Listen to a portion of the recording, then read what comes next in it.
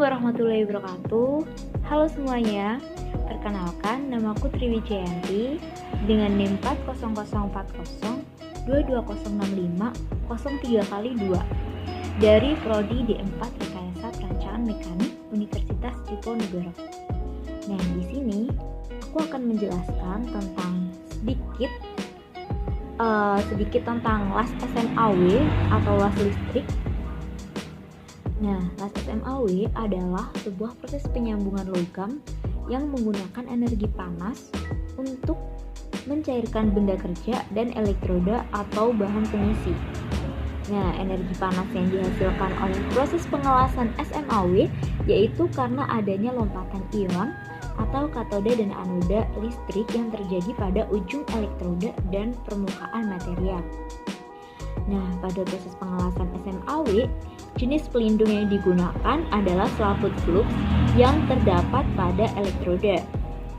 Flux tersebut berfungsi untuk melindungi logam las yang mencair saat proses pengelasan berlangsung dan akan menjadi slag ketika sudah padat. Kemudian, peralatan yang dibutuhkan dalam pengerjaan las SMAW yaitu yang pertama ada mesin las itu sendiri yang merupakan alat pengelasan yang paling utama dan berfungsi untuk mengubah energi listrik menjadi energi panas. Kemudian yang kedua ada kabel massa. Kabel massa tersebut berfungsi untuk mengalirkan alur listrik dari mesin las ke benda kerja atau logam induk. Yang ketiga ada klem massa.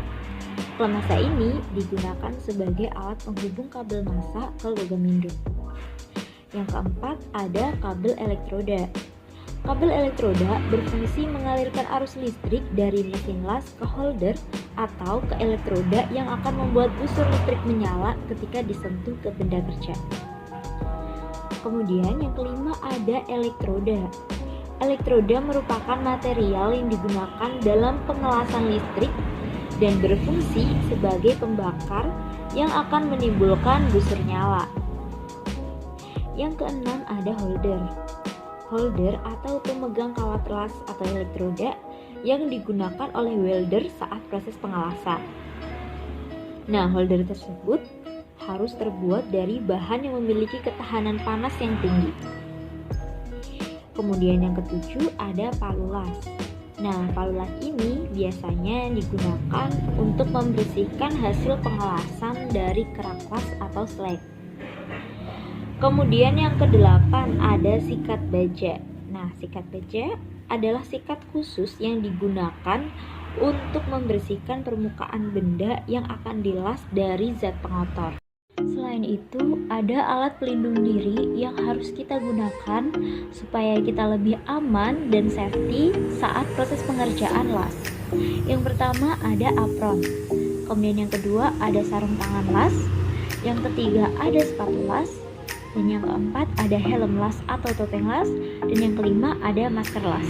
Nah, berikut ini adalah dokumentasi dari pengerjaan las yang ada di dekat daerah saya.